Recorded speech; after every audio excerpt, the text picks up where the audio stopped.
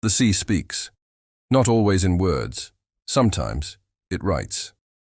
In February 1723, a group of French fishermen near the Gulf of Guinea pulled something unusual from their nets, a dark glass bottle, sealed with wax and bound by a thin copper wire.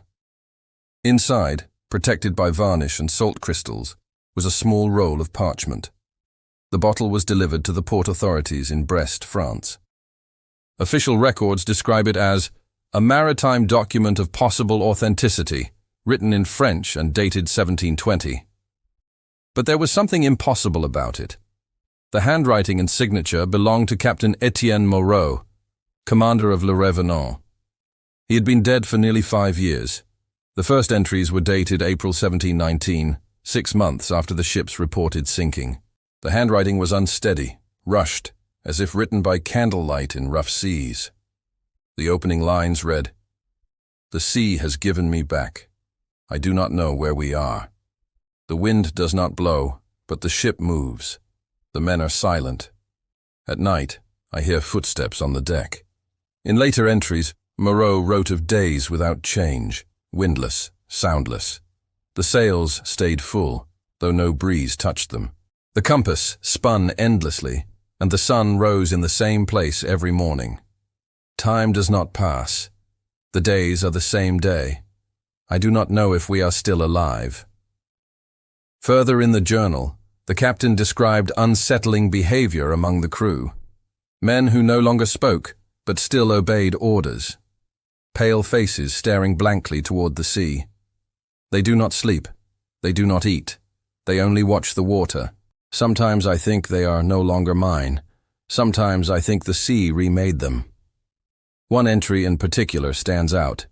The boatswain Giraud tried to throw himself overboard, but the sea brought him back. It returned him by the bow.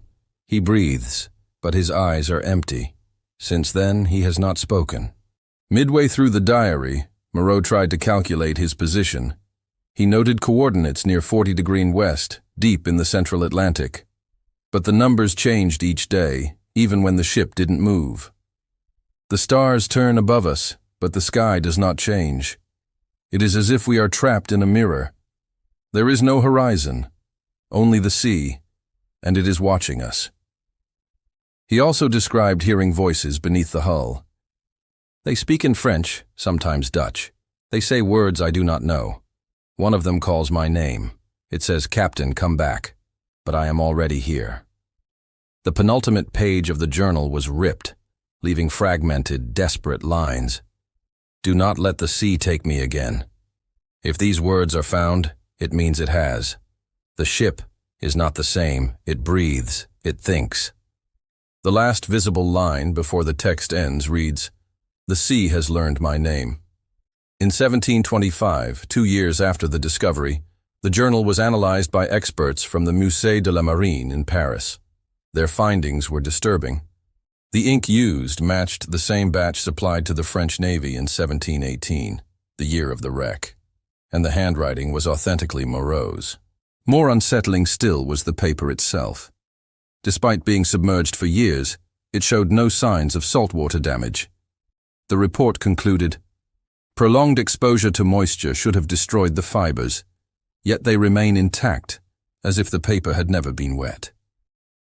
The journal was classified as anomalous.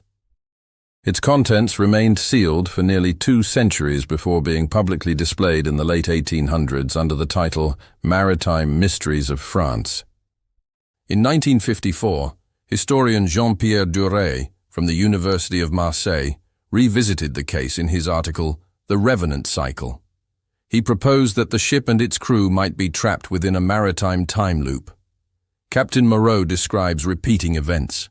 He does not live through time, he relives it. Each attempt to escape returns him to the same day. Le Revenant does not sail, it replays. Duret found something curious. In every recorded sighting of the Le Revenant, the ship's condition was identical. The same sails, same structure, same eerie stillness. It never aged, never changed. In 1730, 7 years after the first discovery, another manuscript surfaced, found near Dakar, West Africa. This one was written in Latin, blending religious passages and philosophical notes. Among the prayers, one phrase repeated again and again: "The sea is God, who has forgotten his own face." Though some believed it to be the work of an imitator, forensic study revealed that both manuscripts used identical ink and paper, and the same handwriting. At the end of the second diary, a single line stood alone, written in French: "Nous revenons toujours." We always return. Today, Captain Moreau's diary remains locked within the restricted archives of the Musée de la Marine in Paris. Researchers who have examined it report a faint scent of salt, as though the pages were still damp.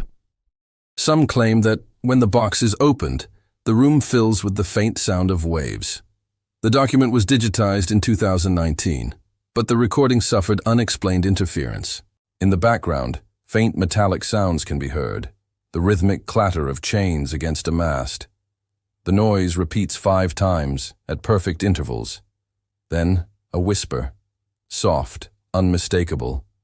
A single word: Captain Moreau.